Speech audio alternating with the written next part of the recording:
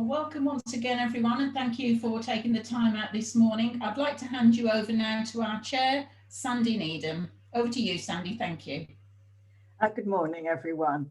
On behalf of the British Chambers of Commerce, I'd like to welcome you to this final event in our Countdown to Change series of webinars as we head towards the transition period, end of the transition period, on the 31st of December this year, and perhaps to a trade agreement with the EU. I'm Sandy Needham. I'm a non-executive director of the British Chambers of Commerce and chief executive of the West and North Yorkshire Chamber. That gives me an insight into both the questions that are being asked by businesses across the UK and also into the investment and work that British Chambers has put in the last couple of years to help to prepare to support businesses for the changes. Today marks only 30 days to go to the 1st of January, when our borders will once again be under the UK government control and no longer part of the single European market. This means that your businesses need to prepare for the impacts and changes that come about as a result. The false dawns of previous no deal outcomes, followed by the withdrawal agreement and transition period, have resulted in many businesses reported that there's still a lot to do to be ready for change. So today we want to point you in the direction of practical actions that you can take against a backdrop of continued uncertainty regarding the outcome of the UK-EU negotiations. More recently, British Chambers has developed a new customs declaration service that will be delivered through our chamber network, Chamber Customs, and we'll touch on that today. That was introduced because in the aftermath of the Brexit referendum, it became clear to BCC that businesses would have to operate differently. We weren't sure exactly what that would look like, but the National Audit Office did some work and they revealed that the scale of the increase could be an eye-watering 220 million declarations at a recurring cost of £7 billion to businesses. And the logistics industry suggested, and Michael Gove, MP, confirmed that 50,000 additional customs agents would need to be hired and trained. So Chamber Customs, it's the BCC's response to that call. And I want to make it clear that we're not the only organisation that will be delivering this, but it's something that we have developed in order to support Chamber members and other companies who need help at this crucial time. So the service will be available in 40 locations across the country with 150 staff who've already been trained to deliver Chamber Customs. And we believe that we'll be able to deal with 500,000 declarations in the coming year. So more about today.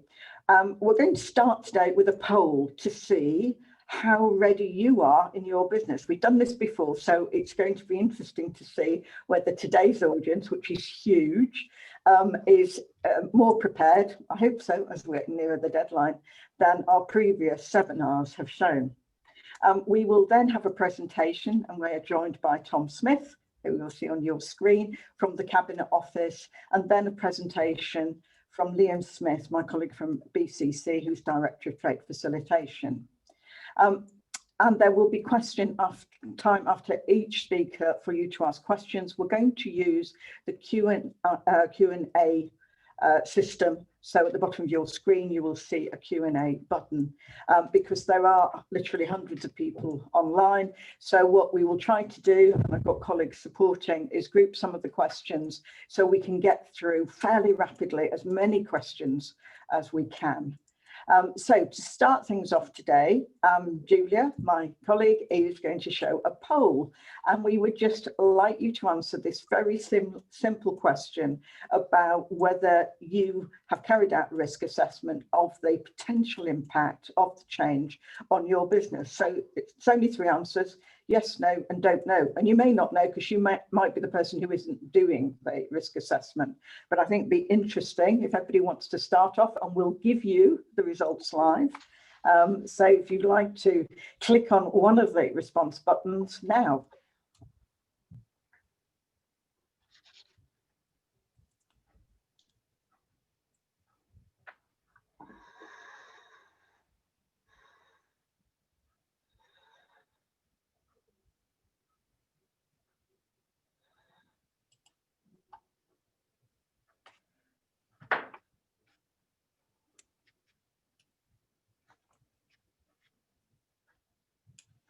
And we're starting to see those results coming through.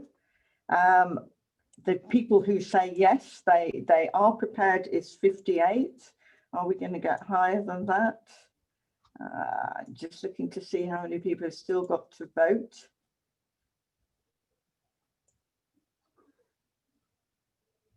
I think we're just about 90% people have voted, Sandy. And interesting that a month ago, 350 respondents who answered this question online, also it was 58% at that point that said that they had carried out some form of risk assessment. So in a way, rather disappointing, but we have got them more engaged on the call, I think, and 6 out of 10 is maybe not something that makes Tom happy, but certainly it's a reflection of the market right now, isn't it?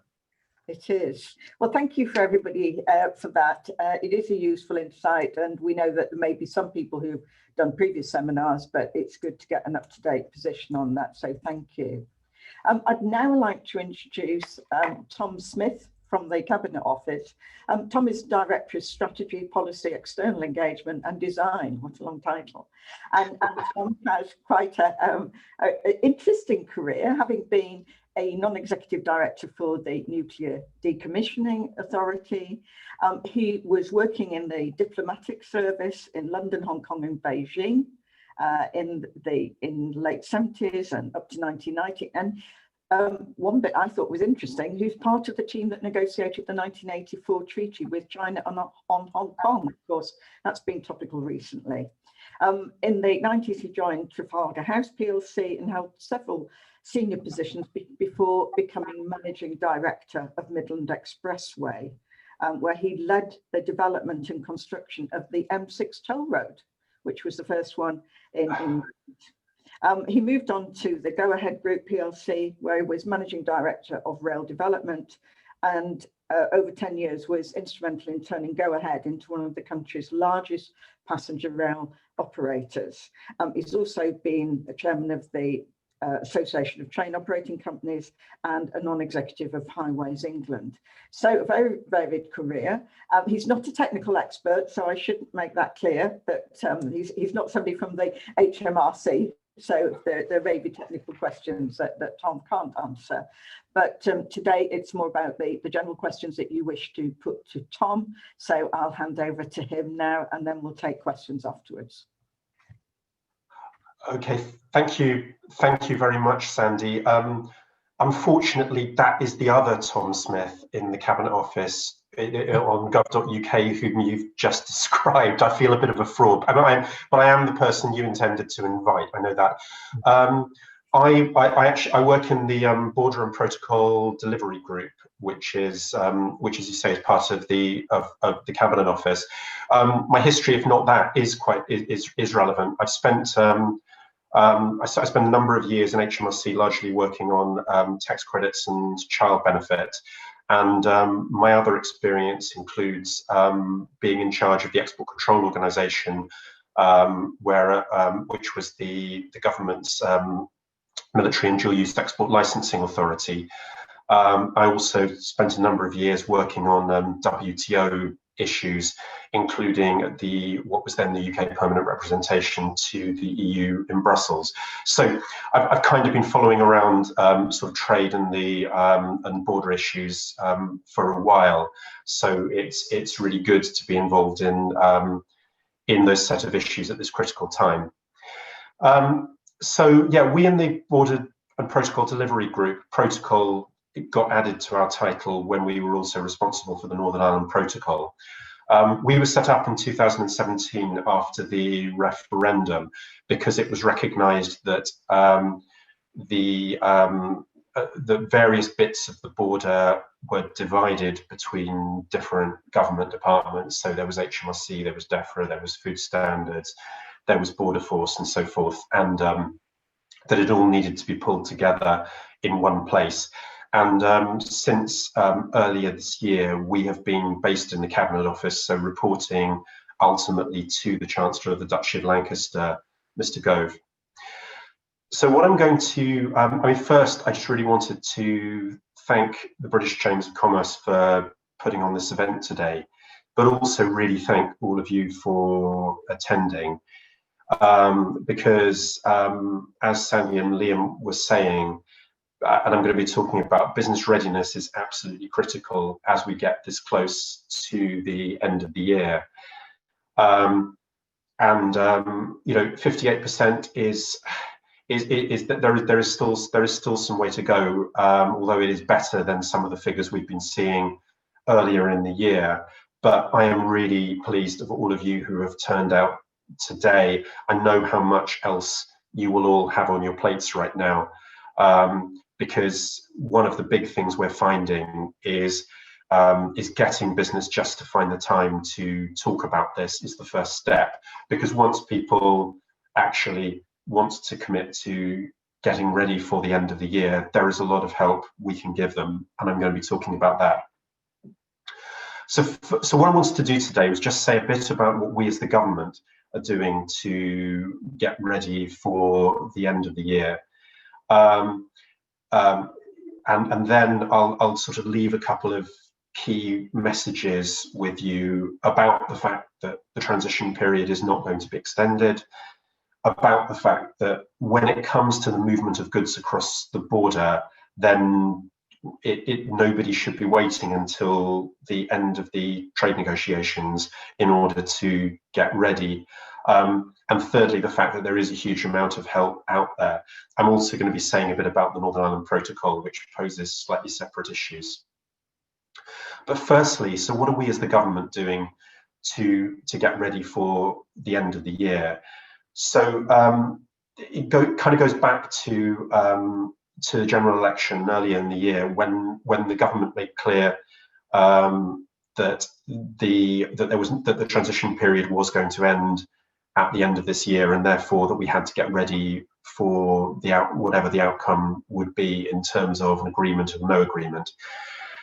So we have been doing a lot to make sure that all of these sort of decisions, all the policy and process decisions were nailed about what was going to happen. These have all been captured in a document called the Border Operating Model, which is worth a look because it's quite good. My team produced it, so I'm biased, but it's well structured in terms of what the rules will be on importing, what the rules will be on exporting, divided between the different phases from January, April, and July. It's got some very good process maps in there that brings everything together, and it covers both general information for exporters and importers, but also some of the much more niche areas like CITES and rough diamonds. So that's all out there, and there's a lot of guidance which sort of hangs off that. We've been working really hard on our IT systems, and basically what we've been doing is to the greatest extent possible trying to make sure that we're working off systems that we've already got in place. So systems like Chief and IPAFs, which are mature systems, tried and tested. There is only one new IT system that is going to be coming into play after the end of the year, and that is the Goods Vehicle Movement System, Gvms, which will operate on roll-on, roll-off transport routes. The aim is that it will link the customs declaration, the vehicle, and the shipment, so that we can make quick decisions on letting things go through or pulling them over. In order to make sure that GVMs works, we have scaled back what it will have to do in January to quite a narrow scope, which is goods being brought into the UK through the Common Transit Convention. Yeah, and that will give us a chance to make sure GVMS is properly up and running and robust, and it will then be rolled out more broadly in July. You may also have heard of about something, it's sometimes been referred to as smart freight. Its proper title is actually the Check and HGV is Ready to Cross the Border service. It's a very sort of simple but quite a powerful web service that will allow a haulier to verify whether they have whether they've met the necessary formalities to get goods across the border into the EU. and it will be a condition for allowing their vehicle to enter Kent.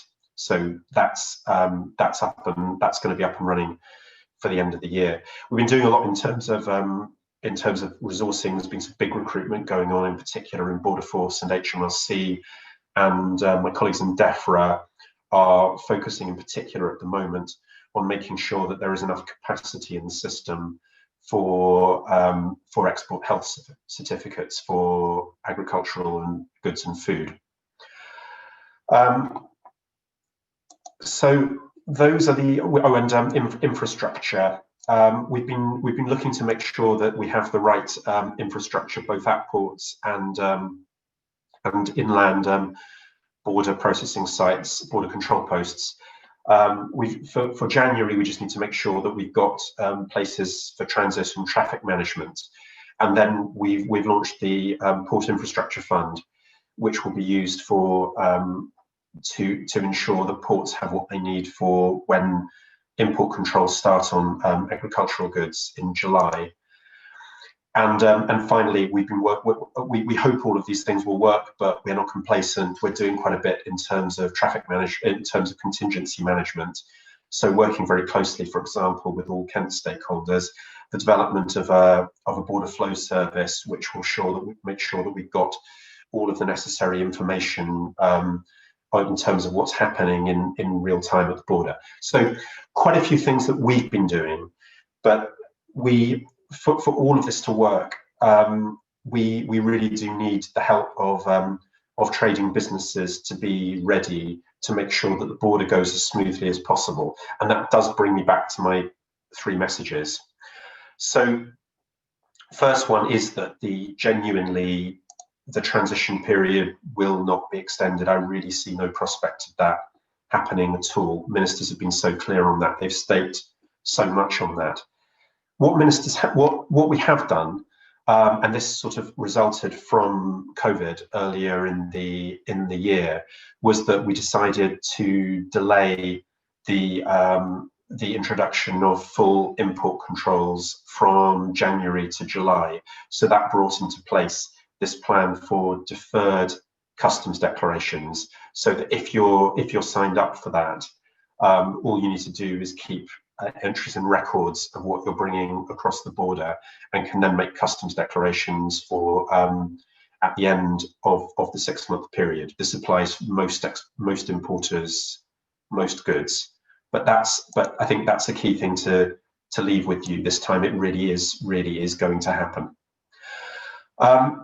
Second thing, on the negotiations, I know no more than you do about whether there will be a deal. All I know is that we are in a very intense period of negotiations right now, and we have people on both sides saying that they think it will need to conclude this week, although you will have noticed, as I've had, that there have been deadlines before. But I really do think we are getting close. Obviously, everyone on the government side, and I think on the EU side, really hopes that we can get a deal. It will make quite a big difference in a number of areas, not least on things like tariffs. But as far as customs controls and moving goods across the border is concerned, a free trade agreement will not alter the fact that there will be the introduction of customs control of the year. And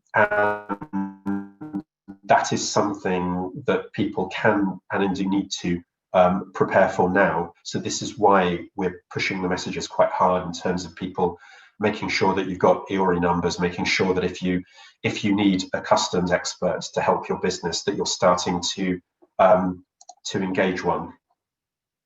So yeah, okay, we really hope the negotiations will succeed, but please don't wait to find out whether they do or not. The third point is that there is a lot of information and guidance out there for if you've decided that you need to get ready and you want to get ready. There's a lot on gov.uk in terms of guidance. Hmrc and others are laying on a whole series of detailed webinars where the experts are online. I think there happens to be one later today and another one on Friday.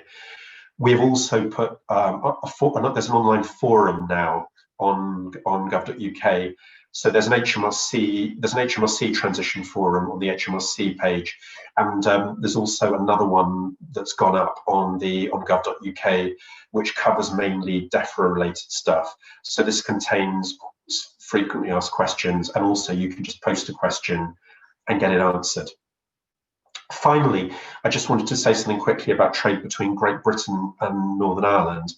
We've the high-level principles of what we're looking to operate are clear, that there will be unfettered access for goods moving between Northern Ireland and Great Britain, and that we, the government, will be applying EU customs controls on goods moving from Great Britain to Northern Ireland, which will require certain administrative processes.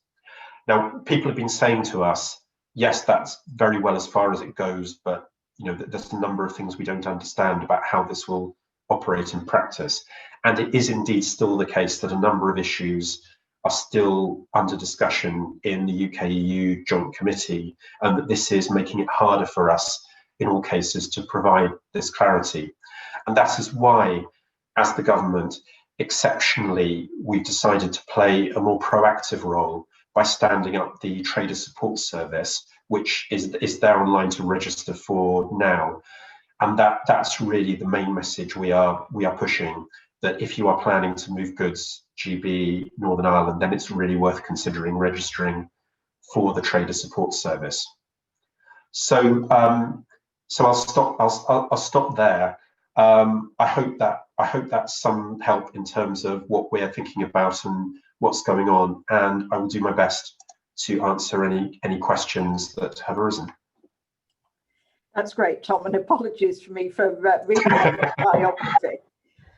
No, you read it very accurately. There's too many Tom Smiths knocking around, I know. Thank you very much. Well, we'll go to questions now, and you mentioned EORI registrations. Would you like to say a bit more about that? Because there are a few people saying, does that really apply to me? And we're already dealing with people in other parts of the world, and we've not had to do this. Could you just clarify that for people? I mean, if you've been trading outside the EU so far, then you will have an EORI number. And what HMRC has done is, for all VAT registered businesses, they have automatically issued EORI numbers. So where the issue arises would be if you are a non-VAT registered business who currently does not export to beyond the EU. Right, thank you. And there's been a lot of queries about tariffs, and one of the questions on today is if there is no deal, do the WTO tariffs immediately kick in from the 1st of January? Well, if there is no deal, then then in terms of moving goods to the EU, then the EU global tariff will apply. And if that happens also, then we will publish the tariffs that will apply to goods coming in from the rest of the world. I think the UK global tariff has already been published, and what we will not be able to do, as I understand it, under WTO rules, is sort of unilaterally vary the tariffs for down the tariffs for goods coming in from the EU outside a free trade agreement, because that's contrary to WTO rules. Right. Okay. And there was a question about data agreements. Has that been reached now? My understanding, and I must say here that this goes beyond my involvement on the board, as this is a broader thing about the single market. I assume what that's referring to is data is equivalency. As I understand it, the EU, we have asked the EU to make a determination that our data protection standards are equivalent with theirs, and so far they have not done so. Okay, and there's a few questions about logistics companies and where they're putting goods on, multiple goods on one pallet, so mixed packages, and whether that is going to be possible, whether that's going to cause problems. Some of the logistics companies are saying that it is going to cause them issues. Yeah, I'm sure it is. That's where we get into technical questions, and where I could very easily provide a generalised misleading answer if I'm not. So that was something I would definitely invite companies to engage with Hmrc on the detail. Can I jump in? It's kind of related, Tom, but maybe more general. There's a question here from one of our Steve Hayes, sorry, who's asking what entries will be required for companies sending goods to Northern Ireland on a truck that then goes to Southern Ireland as well. So it's quite clear, I think, what one needs to do if you're simply going to NI. What happens there? Can they arrange all of that paperwork from the UK? I mean, again, this will be covered off. I mean, clearly, because the way the protocol will work is that it's there is a certain set of rules for goods which are not at risk of being entered onto the not at risk of going from Northern Ireland into the EU. Now, clearly, these will be goods where if it's clear that they are intended to go from Northern Ireland into the EU, then the formalities would have to apply at the point of arrival in Northern Ireland, is my understanding, and we would apply EU controls on that basis. Okay, so the goods then arriving in Northern Ireland are treated as an importation in NI, and then they can move in free circulation to ROI.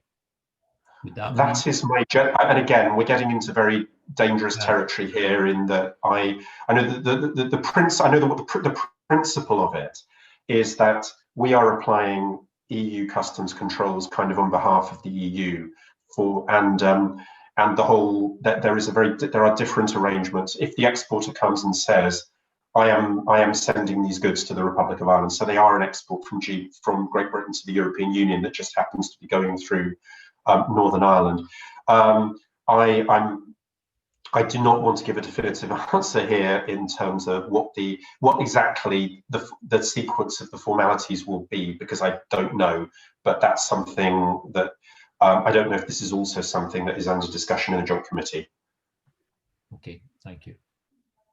Okay, there's a question from someone who said they've got stock held in another European country. So if they sell that stock after the 1st of January, does the VAT, is it due to Hmrc or in the country where they're operating? Is that too technical? Again, I'm afraid I don't know the answer, but Hmrc definitely will. Yeah. And all of these questions, as I said, a lot of these questions will either be in the guidance, or they will be in the, or if something is not in the guidance, I would really urge you to go onto the Hmrc online forum and post the questions, and they are giving quite rapid answers to these questions, often by reference to the online guidance. Yeah, yeah. And what about temporary exports? People are talking about when they're taking work materials out of the country and so on. Again, I would just say ask Hmrc. Okay, yeah. Liam, have you picked up other questions I've missed on this? I think it may be just a more a general and broad question. We have received lots of questions, not one or two in the forum today, but over the course of the last few days, about the potential for gridlock on our roads. The government cabinet office has published the worst case scenario. Where are we at with that now in terms of mitigating those things? There's been something on the news today, Tom, about investing in American technology that gives real-time information. But if you're a trader intent on sending goods overseas after the 1st of January, what can you say to give them confidence to keep trading and not to just hold off on their exports until and wait and see, if you like, which would have a very detrimental effect on it? Sure. No, of course. I mean, basically, So the reasonable worst case scenario that you referred to, this was something that Mr. Gove announced in Parliament back in September. Basically, what we wanted to do was to say, look, this is not what we think will happen, but this is what could happen if we get a combination of two things. Strict enforcement by the French in particular of their own input controls, which we have to assume will happen. And we made an assumption in there about the number of heavy goods vehicles that will be arriving at the Kent ports not ready. And this was where this figure of queues of 7,000 lorries came from. So there is a lot of work that we've put in terms of traffic management sites, so that you don't actually get gridlock at the ports and you can keep things, you can keep the roads flowing. This was why we brought in the check and HGV is ready to order service, because it's a simple prompt that we will tell people everything that they need. And if they haven't got all the necessary formalities, just don't set in the first place. That will be through automatic recognition. But also it really comes down to just increasing the percentage, especially plan to export the beginning of the year, of what they do, and don't just set out for the ball and hope for the. So we think we have the plans in place to deal with traffic that could result from a certain level of disruption, but we really want to give ourselves the best chance by encouraging as many shipments to be ready for the border. And this is just applying Kent, although outside Kent, we are not seeing the risk of serious disruption. Thank you very much, Tom. Thanks, Tom. We're just about out of time. There are quite a lot of questions on the Q&A which are technical, so I think we'll have to deal with those separately at the end of the meeting or subsequently. So I'd like to thank you for your contribution today. Again, apologies for the error. And I'm sure that we'll be calling on a lot of your colleagues on the technical side to resolve some of the questions, but thank you very much for this morning. Thanks, Tom. No. I'd now like to really thank you very much to everyone who has come today. It's so important. Okay, thanks. Bye. We'll now move on to Liam Smith, who, as I said earlier, is the BCC Director of Trade Facilitation, and he's been kept very busy over the last couple of years engaging with government on future trade policy, and also with Hmrc about the systems that were likely to come in and on the impacts of Brexit on future trade for the UK. And it's Liam who's developed the new customs declaration service. And as I mentioned earlier, we are not the only organisation who is doing this, but we felt that we needed to act fairly quickly and get something ready for the 1st of January. So Liam's going to give you a presentation on that. And I should say that we're recording the whole session, so the presentation will be available. You don't need to make notes because we will put it on the YouTube channel for BCC, so it will be available to you. Okay, over to you, Liam. Thank you very much, Sandy, and you know, I appreciate Tom coming on. We were forewarned that the technical aspects of some of the questions might be a stretch for him. It's interesting that Michael Gove and Lord Agnew, who joined us, had a phalanx of technical experts to support them. So what I'm going to do today, it's 30 days to go. That was the headline, if you like, for this webinar. I'm going to cover really four areas. It's the final countdown. Tom alluded to that earlier. Section 2 is about knowledge is power. So I wanted to impart as much knowledge and download as much knowledge as I can. And on the presentation, you'll find that there are hyperlinks straight into gov.uk to save you searching for those pieces of information. I'm going to spend a bit of time looking at some of the things that are missing right now. Some information that businesses will need, and you've touched on some of those already in terms of data management and the like, so I'll skip over those we've already covered. And then I'm going to offer you a checklist, and it's a checklist of 20 things that I would say that every business needs to engage with if they haven't already. And it's worth going back and just checking what you have done against what you need to do, the questions that every business ought to answer. So where are we now? It is the final countdown. Who will win? Only they can decide. But what we've got is a backdrop now that's very different to the backdrop we had at 50 days to go and at 75 and 100 days to go, where there was lots of hyperbole and rhetoric and quite aggressive communication from either side about the need to get a deal done. A lot has happened since then, not least of all, of course, Dominic Cummings has left, and so did his colleague, Mr. Kane. And now we've got the increase in speed and the increase in intensity that's taking place now. As on both sides, I imagine our Prime Minister doesn't want necessarily to be the Prime Minister that takes us out with no deal. I think it would be in the economy's interests for us to get a deal and to have some continuity in terms of the work that goes on and the supply chain links that we have with the European Union. And the Q&A is evidence of the concern you have that we don't have that. It is almost as boom or bust, I guess. But we have to remember some of the things that are going on here. It is good to talk, and the good thing is that everyone is still talking. They don't take Sundays off. They don't publish a schedule of when they're going to talk and what they're going to talk about. Where we're at now is what they refer to as the tunnel, where there's an intensity of discussion, where they look at the key areas where the disagreement remains, and the focus is on revolving those things. Michel Barnier retires in January. The end of this year, he's gone. This is his final act. This is his legacy moment. And also for David Frost, who was appointed to carry out this task. This is his big play. So it is a big negotiation about economies, but actually at the heart of it, there are personalities as well, not least of all Ursula von der Leyen and our own Boris Johnson. So Barney's got a legacy to leave behind, and my guess is he doesn't want that to be failure. David Frost has got the biggest job he's ever had in government, and he will not want to fail. But the backdrop to this is that the EU member states have a lot of different priorities, and Brexit is not necessarily their number one. COVID is number one.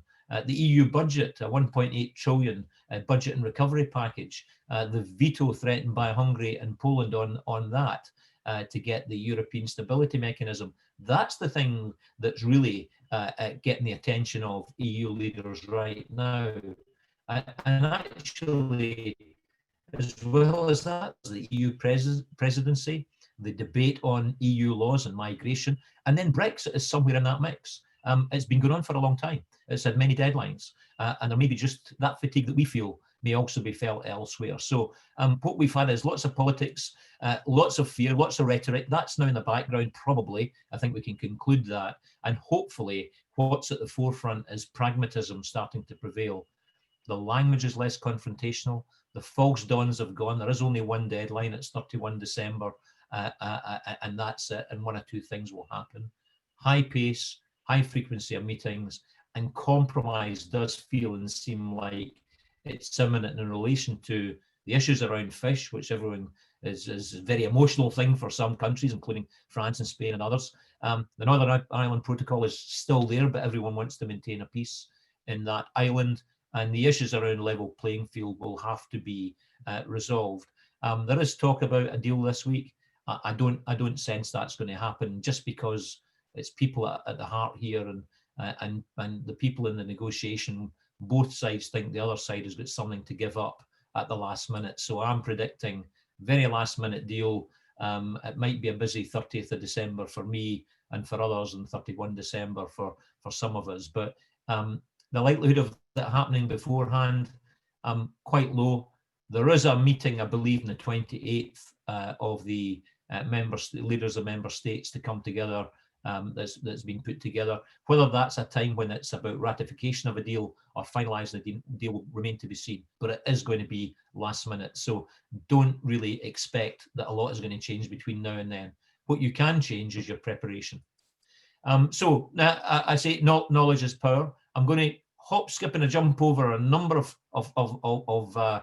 points. Not all of them are going to include those that you've asked lots of questions on, so I don't say much about NI in this presentation, frankly, because there's still a lot to do in Northern Ireland. And I wanted to concentrate on where there is information that you can act on and can influence what you do right now. So the first heading is contracts and cash flow.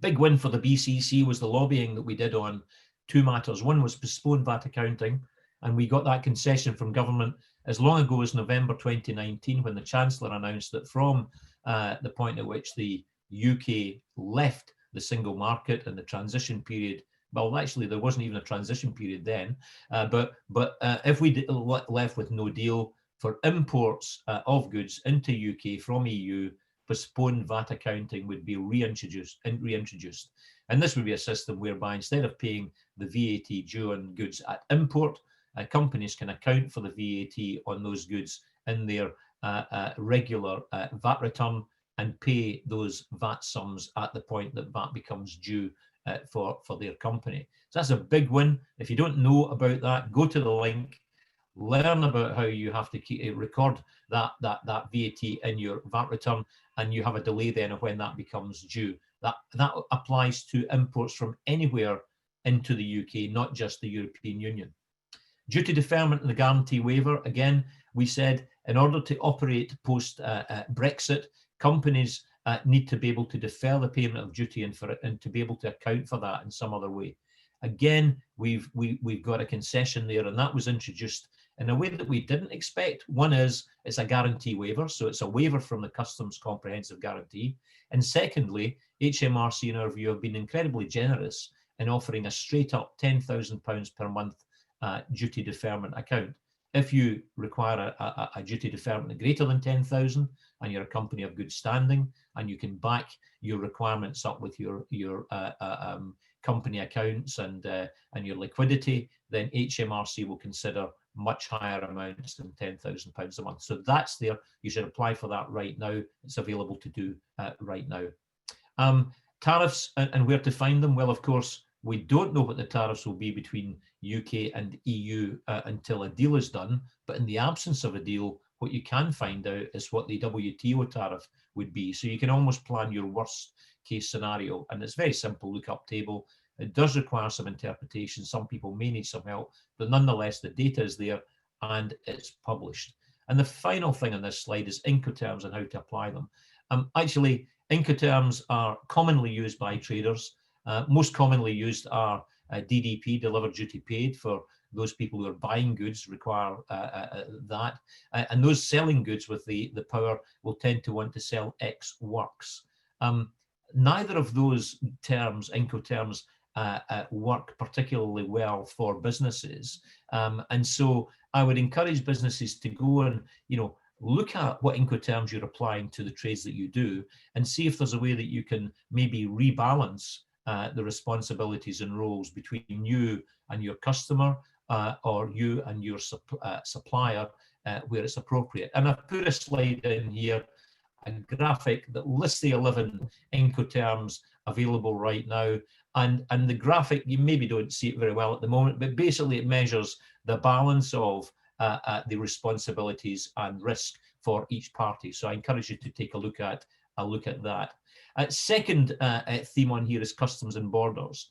There's been a number of questions from you about on the chat and the Q&A about the staged introduction of EU imports. Now, this staged introduction does only apply to imports from the European Union, but nonetheless will allow businesses a 6-month period from January to June next year, during which they can either make an entry in their own records on the goods that have come into the UK, or they can make a simplified declaration.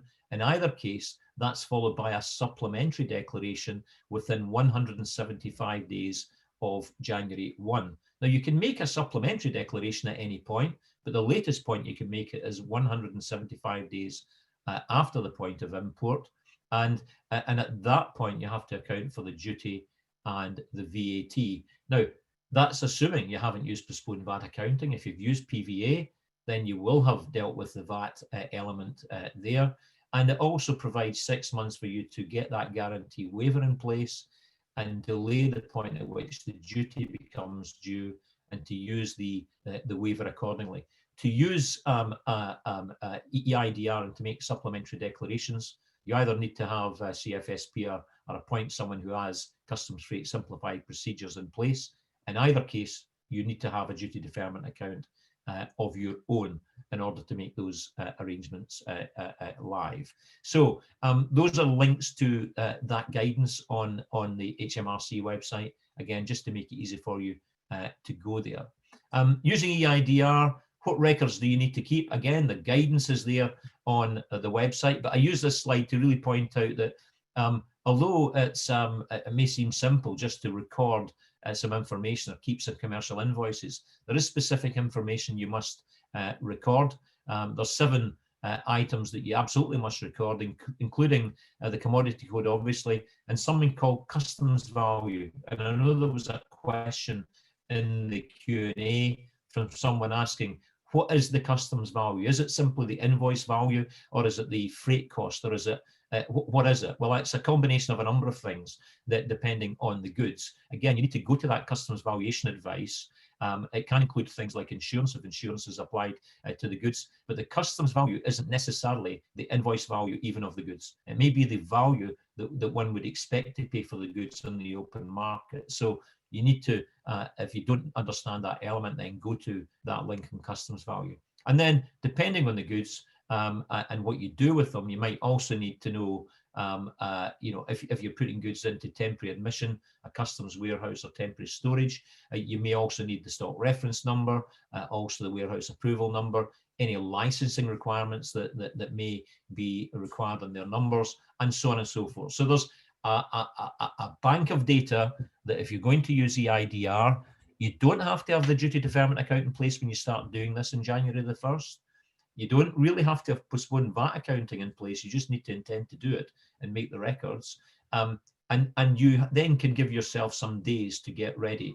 But it's important you understand what records to keep, and you set up a system that makes it easy to be consistent in keeping that information in one place.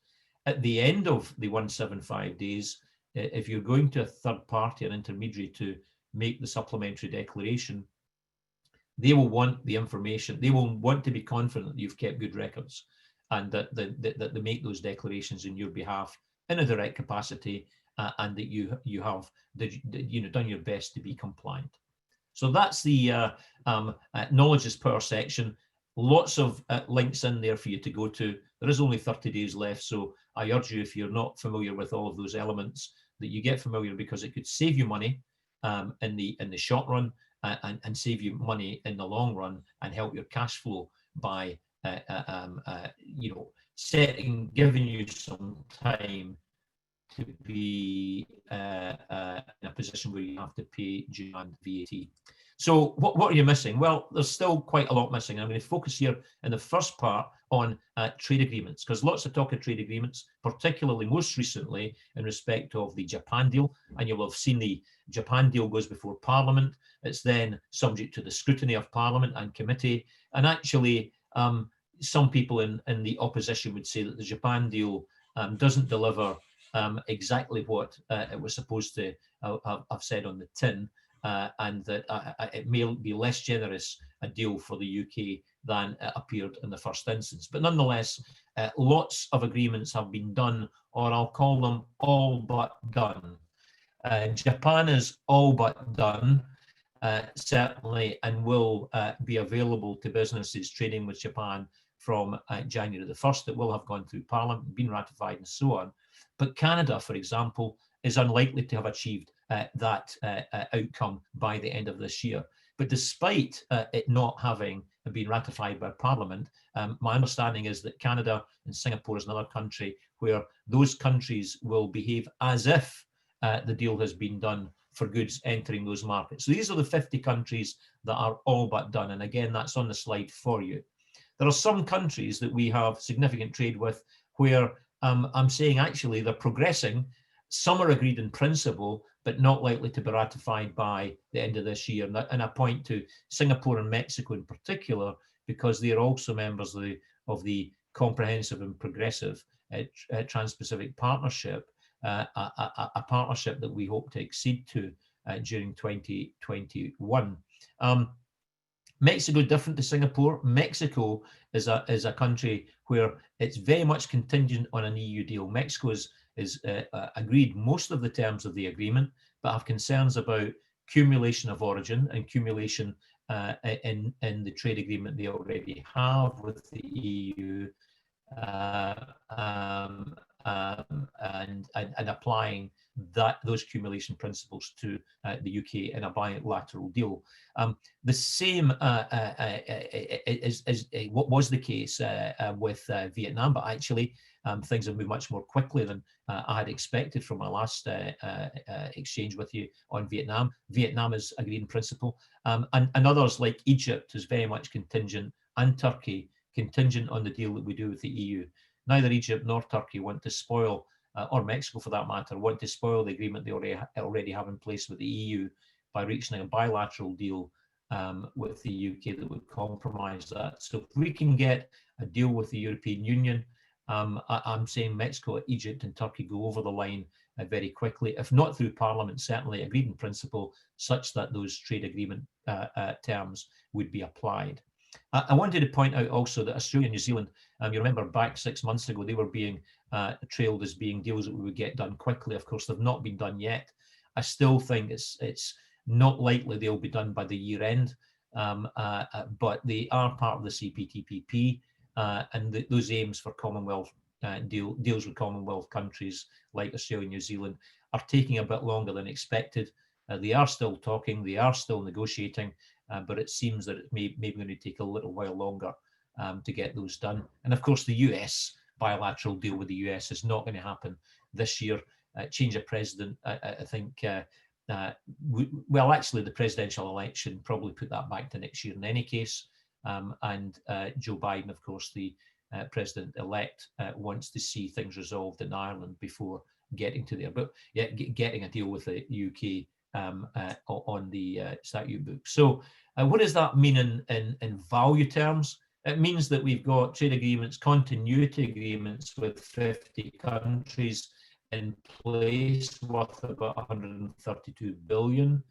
But we've got 14 countries where 35 billion pounds of trade and 5% of UK exports rely on or are helped by and assisted by the trade agreement already in place with the European Union. And some of significant scale and size, like Singapore, like Mexico, for exports, and some of significant importance for consumers in the UK on imports, like Egypt, as an example, Ghana being another one in terms of our fruit and so on. But that pales to insignificance, not quite insignificance. The 35 billion is about a tenth of the 300 billion pounds of exports that the UK trades with the 27 countries of the European Union that will still be in the single market. So really, the substantive part of the continuity work is done, and of that 35 billion, some of that will flip if we can get the bit at the bottom, the EU 27 trade deal in place. So that is the thing that ought to matter most to businesses right now. Some headings to think about and what you're still missing, and actually you can get a more comprehensive representation of this on the BCC website. These hyperlinks in blue link straight through there into our Brexit readiness content, and where we red, amber and green the government on its readiness. So there's some progress in some of these, but there's still gaps. We still have missing information in order that the issues around, for example, access to EU workforce, will I be able to hire EU nationals in future and under what conditions? And that's not only about visas, it's also about mutual recognition of qualifications. And our EU funding, how will we replace the EU funds? There's the UK Shared Prosperity Fund, but we don't know how it's going to work. And we don't know whether you as a company will be able to access those things. So there's a big piece on rules of origin, on conformity assessments and notified bodies and so on. There's also some sections here on, basic things like aviation. We still don't know if planes will be able to take off in from the UK and land in the EU because the arrangements for travel and for aviation are not resolved yet. They're part of the EU deal. And issues, someone has already brought up the issues around GDPR and customer data. That's still unresolved, and a whole load of other aspects of customs and also the border and how it will operate. You know, what is the impact on my lead time? If you're in a supply chain where just in time and production matters, then how do you account for the time that may be lost at the border as we adapt to these new circumstances? Briefly mention those systems that have been on, that Tom talked to, Gvms and others, the CDS deployment on the NI border. There is an issue around systems that's still missing. The confidence in people to be able to be assured that those systems will operate as they are supposed to is quite low, and not least of all in the National Audit Office, and where they have said that actually substantially the systems are still at a high level of risk. And this big issue Sandy's mentioned, why is Chamber Customs entering this market? Well, because there's 270 million customs declarations that will require to be done regardless of a deal with the EU. And the capacity 2 years ago was delivering around 55 million. And the existing freight forwarding community, the existing intermediary sector, were not making a big step forward, a leap forward. We've always encouraged many to come forward, more than just our 500,000 a year that we expect to be able to do. We need many more customs brokers and agents to be trained, and we encourage others to either recruit more and to address this market need. Indeed, there are some new entrants to the market, even in the last few weeks, of size and scale that are leaning into the problem. Part of the problem, of course, is that the cost of all of that is going to be significant on businesses. It's estimated to be 7 billion per annum and recurring each year to get this work done, and that of course is going to fall down and trickle down into consumers and prices. This is a representation of the gap. The gap is, we reckon, between 15 and 20,000 agents, a bit less than Michael Gove predicted in the 50,000 earlier this year, but 220 million additional declarations is a reality. So, it's a problem. If you don't have someone appointed, then please, I urge you to appoint a customs broker or agent to do your work, and make sure that they have the capacity to do it if they commit to do it. Finally is the checklist. This is the last part.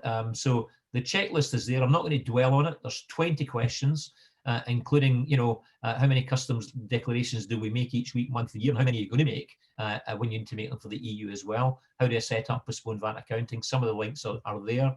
Do I benefit from FTAs where I sell my goods? So look at your markets that you operate in and whether that's a deal already done for continuity or not. And if it's been done, you need to look at the text of that agreement on items like origin, because in the Japan agreement, it's different. There are differences from the EU-Japan agreement to the UK-Japan agreement. You need to scrutinise those things. That's your 2020 mission for the end of this year. How can we help? There's a slide in there about what we do. We offer advisory services. We do train people. This week, we've got, I think I'm right in saying, around 16 customs agents from competitors of Chamber Customs that we're helping to train. That's the way that we behave. We want to help the market to grow, and we want to facilitate that for others as well as for ourselves. So they're being trained this week for other people in that marketplace.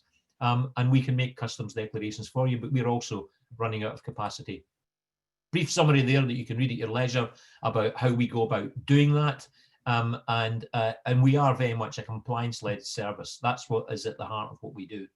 If anyone on the call wants us to have a look at acting for them, there's the email address. There's a brief piece of information we need you to supply us with, and one of our agents will get in touch with you and set up your account. There's a glossary of terms for those that need to, that might want to know what some of those terms mean. Lots of acronyms in this world, and I will leave it there, Sandy. It's been a roller coaster ride through lots of things at pace. You have the slides to view later, and we'll come to as many of the questions you've posed as we can. Thank you. Thank you, Liam. Yeah, so the only thing that I would take away from that is use the links, follow the guidance, and above all, keep records so that you can always track back So we did say we'd finish at 11 o'clock. So thank you to everyone for joining. And if you have to go now, that's fine. But Liam's going to be available to take questions. So we'll try and get through as many as we can. So if you want to ask further questions, then please stay on the line. But for everyone else who may leave at this point, thank you for joining us. We hope you found it useful. Do have a look at the www.chambercustoms.co.uk. There are lots of frequently asked questions and also the information that Liam's been giving you. So thank you very much and good luck on the 1st of January. I think we're all going to need a lot of help. Thank you. Yeah. Thanks, Sandy. Can I go to one of the first questions that was asked from Lauren Henderson, if that's okay? She asks, what help will there be for import customs entries? Will there be a period where we can defer customs entries after Brexit for 6 months? Well, I've tried to describe there, Lauren, in the presentation that that there are staged implementation of full customs declarations. I'd urge you to go to that link to look at what you have to do in terms of whether you use entry in your declarant records or not. What would stop you using that process and that delayed approach would be if your goods were control goods and in the control goods list required licenses, or required were animals of plant origin. Goods of plant animal origin. So you would be excluded if those were the kinds of goods from using that system, and so for some companies there won't be the opportunity to delay the introduction of full declarations. It looks like we've lost Sandy briefly, so I'm just going to carry on. I did point to some questions. The latest update on the Northern Ireland Protocol is we have to wait on a deal. That was from someone anonymous. Let me just go down. So Sharon Sankey says, can you explain how the delaying of import declarations will work? Some advice says our agents have to be approved. Another advice says the trader has to be approved. Also, which is best, EIDR or simplified declarations. And once approved, to delay the declarations, if you can make a full declaration at the time, can you still do so? The answer to that is, who needs to approve? Well, one of those parties needs to be approved, either the intermediary if you're going to use their approval, or if you want to make the declarations entirely on your own, then you would seek the approval for your company for yourself.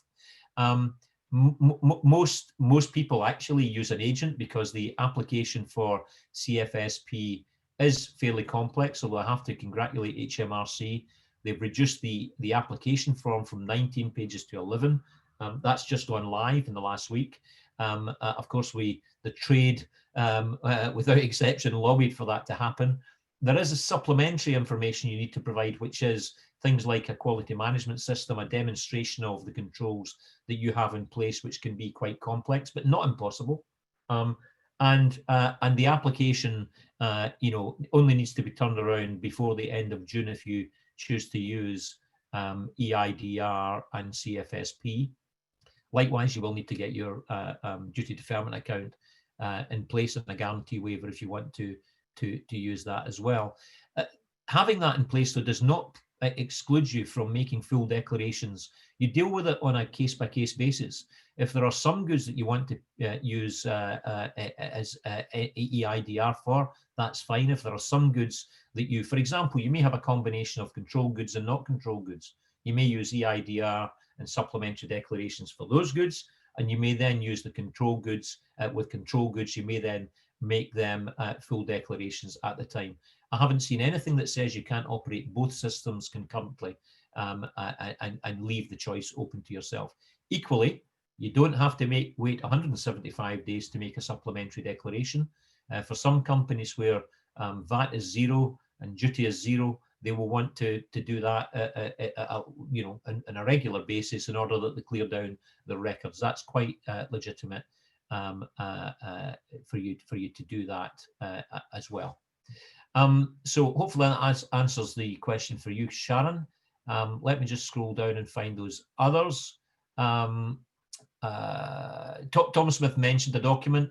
it was actually the border operating model, although I note that someone has helpfully also put a link to that.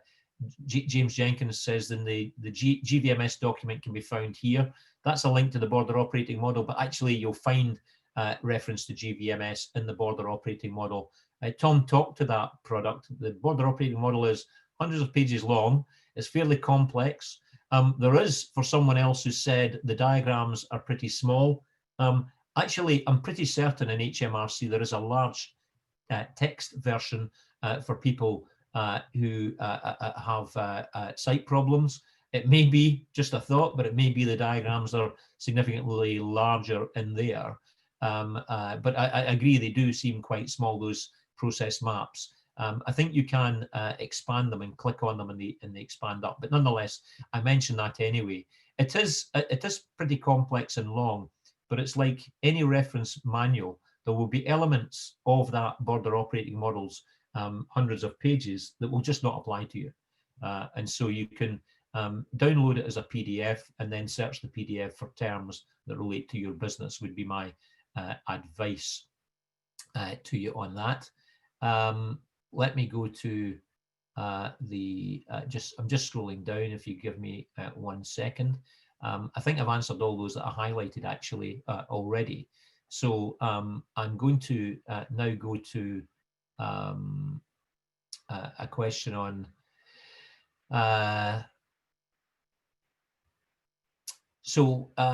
we've got a question on GVMS and smart freight from ECC International Trade. That could be Edinburgh Chamber of Commerce, I guess. But GVMS and smart freight, are they being tested in the public domain by those that will need to understand how to use the systems? They are being tested in a beta version by hauliers right now, is my understanding. That's what Hmrc tell us. So they've been tested in two ways. One is the functionality of the system, but secondly, allowing hauliers to get used to understanding what information they need to have and what information they need to record and how to record it. It will be via a smart app on a mobile device, and the collating of the data they require to get a green light and to get that Kent access permit. Some have called that a Kermit, I think, but anywho's that's what's happening there. So they are being tested, and there seems to be a level of confidence that those systems will work. And government keeps saying the thing that will stop goods getting across the border is if traders are not ready. So be prepared to be blamed for the fact that the government has taken so long to get these systems ready. Katrina Scory asks, how do we sign up to the trader support service? And what information do we need to do this? There is a portal for trader support service. Typically, you require your IORI number to be logged into that, and just your business name, address, and so on. They do ask for some information regarding the movements that you have between GB and NI and vice versa. And also, there was a point up to the 24th of November where if you registered, they would automatically issue you with your XI IORI number. We are now past that deadline, so it means that if you require an XI IORI number for moving goods in Northern Ireland, either to the ROI or to GB, then or indeed to the EU, then you will need to do a separate application for that now. So I believe 16,000 businesses up until Friday had registered for the TSS, and a significant proportion of those businesses were actually GB-based businesses rather than NI-based businesses. So I mentioned that in any case. Sophie asks, after our forwarder has collected from our factory in Kent, will they then have to go and join the back of the queue for the port border checks? Well, Sophie, before your haulier and forwarder has collected from your factory in Kent, you will need to have supplied the haulier with a reference number for your goods. So the haulier is no longer going to pick up goods, shouldn't be picking up the goods unless you have a movement reference number that they can record on their system, bearing in mind that they may have a consolidated load maybe a single load consolidated. And either way, when they come to pick up your goods, they will request that number and require to have it. I believe that some hauliers won't even send the truck to your premises unless they already have that MRN, and you can pre-lodge those entries. This becomes problematic, of course, for some categories of goods where the consignment can change pretty close to the pickup.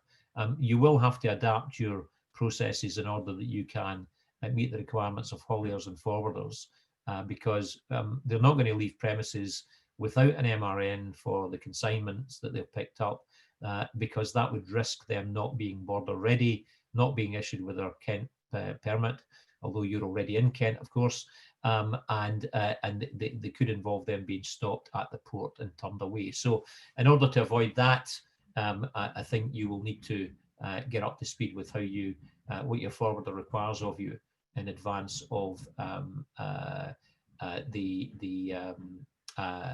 arriving at the port.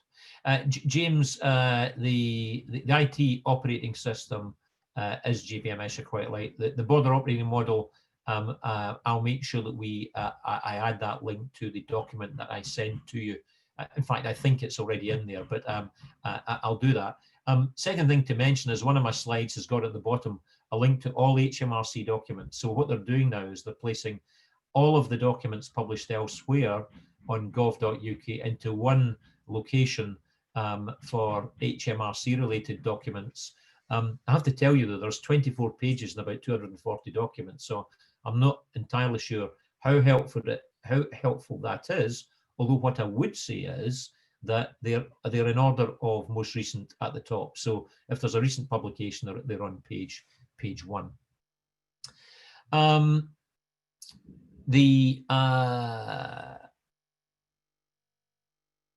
So when David McMillan, David asks, what is the GVMS trial system going to, when is the GVMS trial system going to be available for practice and testing by hauliers? Well, it's clearly not available for all hauliers yet, David, but it is under trial by a group of hauliers that are part of a test regime with Hmrc.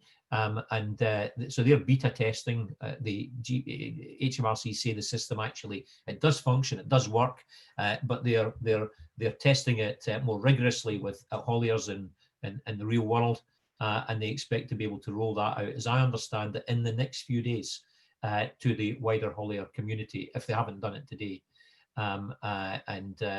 That's as much as I can say about that. James did ask, how will we be able to check if EU freight forwarders have the required Kent passport? Frankly, only by asking them to assure you that they do have it. Beyond that, I have to say, yeah, I mean, you could ask for evidence of it, I guess, a screenshot, but that may be a step beyond which they're prepared to provide. Elaine asks, will we be able to defer product of animal origin customs declarations until July 21? No, they are. I don't think you will. I think you will have to make those declarations because they're subject to SPS checks and therefore would not be included in the standard goods list. Too many plurals there. My apologies. So that's on there. We've dealt with the trader support service. Let me go and see what else we have here. I see a fairly long clip. T Armitage, I think it's a T Armitage as opposed to Tarmitage. Maybe it's both.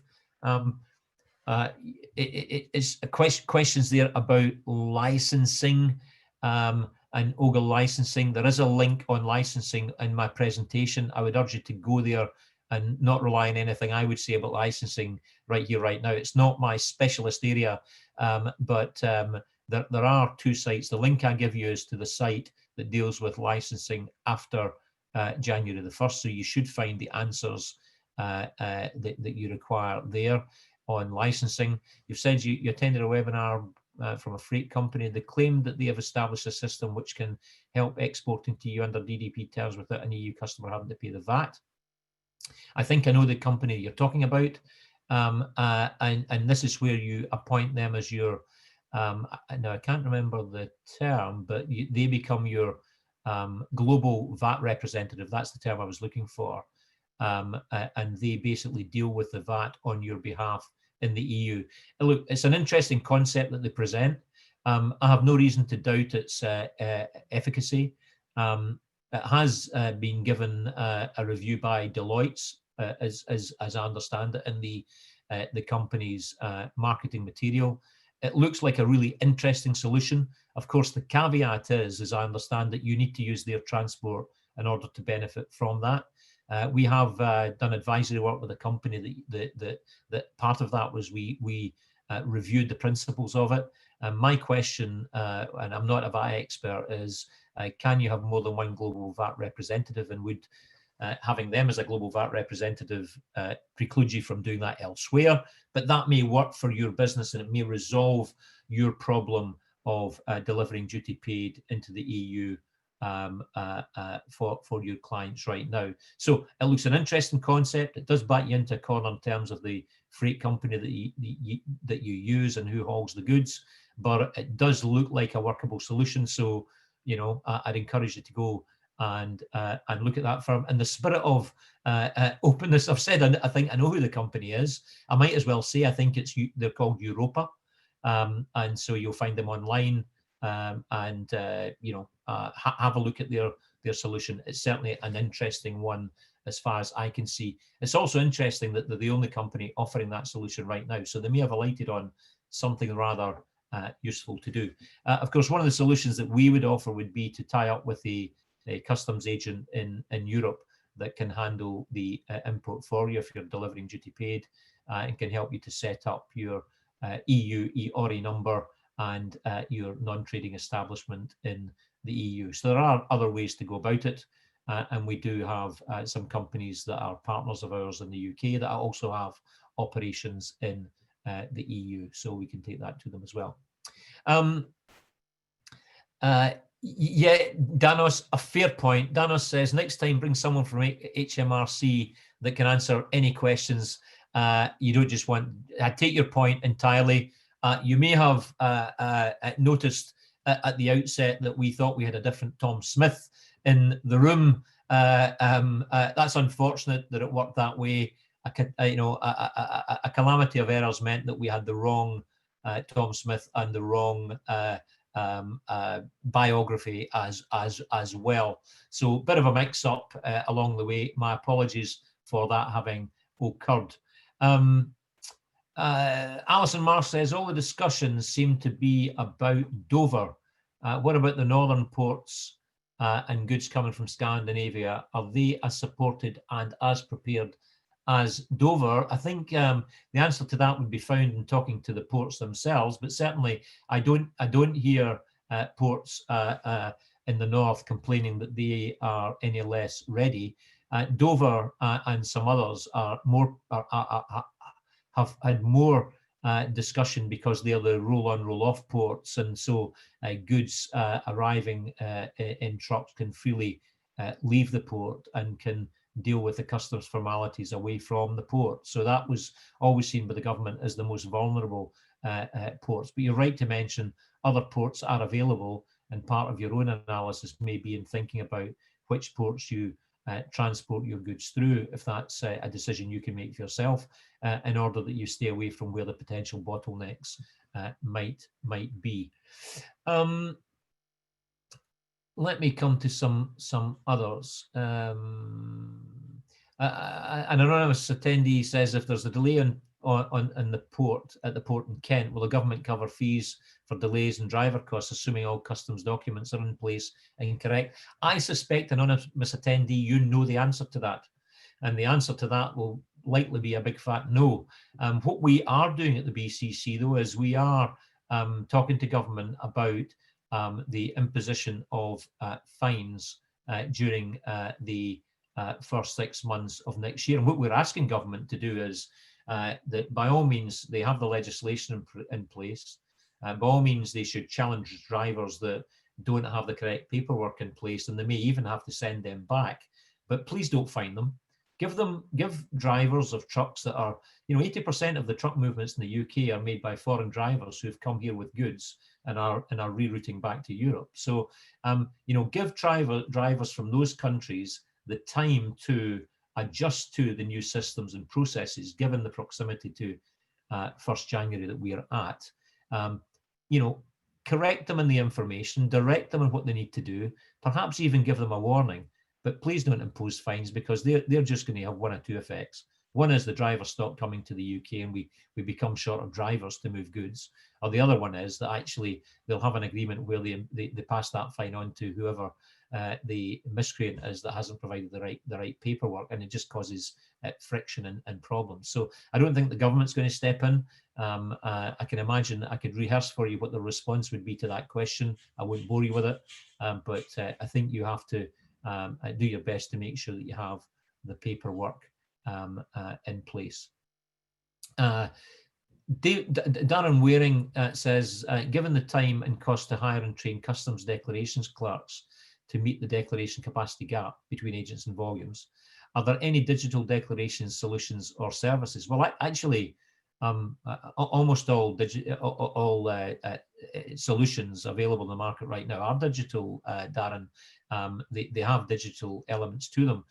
Some organizations do have more advanced digital solutions, such that, for example, emails and their contents can be read, and using artificial intelligence and machine learning, there can be the opportunity to extract data from instructions sent by traders, and other systems. Other companies also often offer a front door.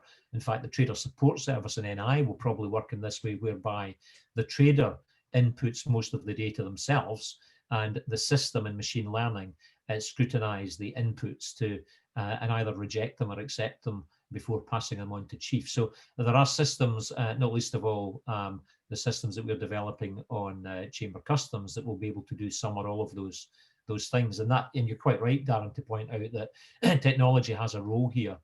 Hmrc's own research most recently identified that there were some 8,500 intermediaries they reckoned in the market. That's an extrapolation from 670 that they spoke to, but nonetheless, it's significantly more than other research has shown there to be. Other research by other organisations suggests it's just less than 6,000. But regardless of the number, what it did point out was that 60% of those businesses employed 10 people or less. So where you have a significant cottage industry, and I don't mean to be disparaging in saying that, I say it because that's how the industry has developed, where you have many players in the market with close proximity to their customers and close proximity to ports, then the scale in those businesses is insufficient often to create the investment to adapt to technology. And so the technology opportunities, I think, are coming to the fore now. And we have to find a way of socializing that technology amongst the many operators in the market if we can do that. That's what we'd want to do. And we're just getting to the last few minutes before we wrap up. And sadly, Sandy has clearly had our line cut and not been able to continue with us. But there is one last question I'm going to come to T. Burkett. For no other reason that it starts off, if there is a deal, but it's not ratified in time, usually 12 to 18 months to do so, will tariffs be in place from 1st of January? And also, when the businesses become aware of niche details, the details in the detail, isn't it? Not just the headlines such as tariff. And he's going to bring forward the thing that I did want to bring up today. For example, he says heat-treated pallets could be required or not. This issue of tariffs is a major obstacle. So there is an EU regulation which we don't have to comply with for goods going to the EU because, of course, we are still in the single market. I would hope that if a deal is agreed in principle, even at the 11th hour, T. Burkett, that the principle is that the two sides will operate as if the deal had been ratified for the period up to the deal being ratified. That's what industry needs, that's what business needs, that's what we want to happen. And so on issues such as the heat-treated pallets, that may go away. I'm frankly not confident it will. There may be some dispensation or indeed a period of implementation of those arrangements, but you've got to remember that those heat-treated pallets are protecting the single market from pests that could emerge from elsewhere, and that's why they imposed that, and that's why the UK also imposed that arrangement to protect our sanitary and phytosanitary protocols. So it wouldn't surprise me if that was still to be in place, and I know that's difficult, but that may be where we're at. It's 11:27, folks. In the absence of our host, I'm going to thank you all very much for staying attentive and staying on this call. I hope you've found it useful. You will get a set of the slides hot on the heels of this and a link to the video. I'm sure you won't watch it again, but you might want to hop and skip to a place where you wanted to recall something. We won't be able to come back to all of your questions, I'm afraid. There's over 220 questions in the list, and to be honest, we just can't commit to doing that. But if you do want to come to chambercustoms.co.uk, contact us page, and make contact with us there, then we'll be happy to offer you any of our advisory services, training services, or indeed to make your customs declarations. As Sandy said at the top, there are many other organisations, 8,500 according to Hmrc, who are in the intermediary market. We're here to help. We're not here to dominate. We'll never do that. But if we can assist you, we will. If you're using someone else and you need some other advice, then please come back to us. But thank you for your attention. We'll come back to you with a series for next year post-transition and look forward to meeting you again then. Thank you very much.